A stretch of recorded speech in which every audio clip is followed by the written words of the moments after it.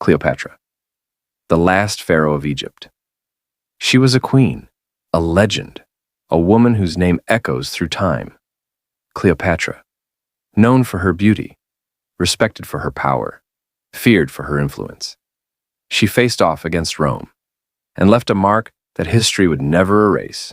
This is the story of Cleopatra, the last pharaoh of Egypt. Cleopatra was born in 69 BCE. She belonged to the Ptolemaic dynasty, Greek rulers who had ruled Egypt since Alexander the Great. But unlike her ancestors, Cleopatra embraced Egypt. She spoke the Egyptian language. She worshipped its gods. She ruled not just as a Greek queen, but as a true pharaoh. From a young age, Cleopatra was different. She was highly educated. She studied philosophy, astronomy, mathematics. She spoke at least 9 languages. She was not just beautiful. She was brilliant. When her father died, Cleopatra became queen at just 18. She co-ruled with her younger brother, Ptolemy XIII. But the throne was unstable. Plots, betrayals, and family rivalries forced Cleopatra into exile. She fled to Syria, but she wasn't defeated. She was planning a return. And then, Julius Caesar arrived in Egypt. In a bold move, Cleopatra had herself smuggled into Caesar's palace.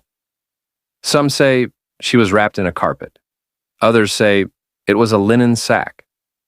Either way, when Caesar unwrapped it, he met a queen unlike any other. Cleopatra impressed him, not just with her looks, but with her mind.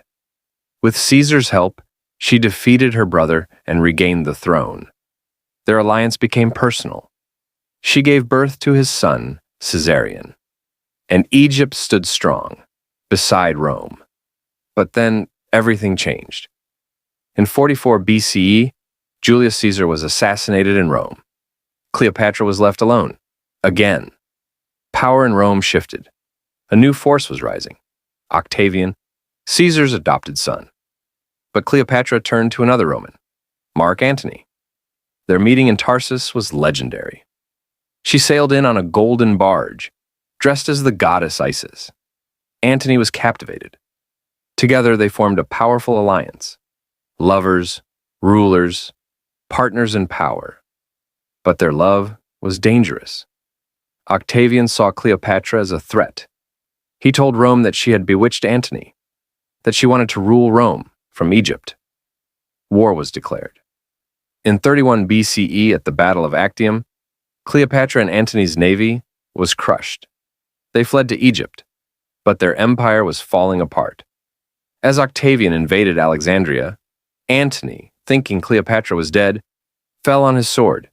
He died in her arms. Soon after, Cleopatra ended her own life. Some say by poison.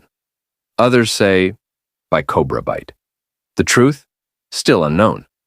With Cleopatra's death, Egypt became part of the Roman Empire. She was the last pharaoh, the last ruler of a 3,000-year-old civilization. For centuries, she was portrayed as a temptress, a seductress. But Cleopatra was far more than myth. She was a linguist, a diplomat, a strategist, a queen who ruled with brilliance and boldness. Her tomb remains lost, but her legacy lives on.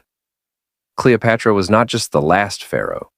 She was a force of history, a woman who defied Rome and time. This was the story of Cleopatra.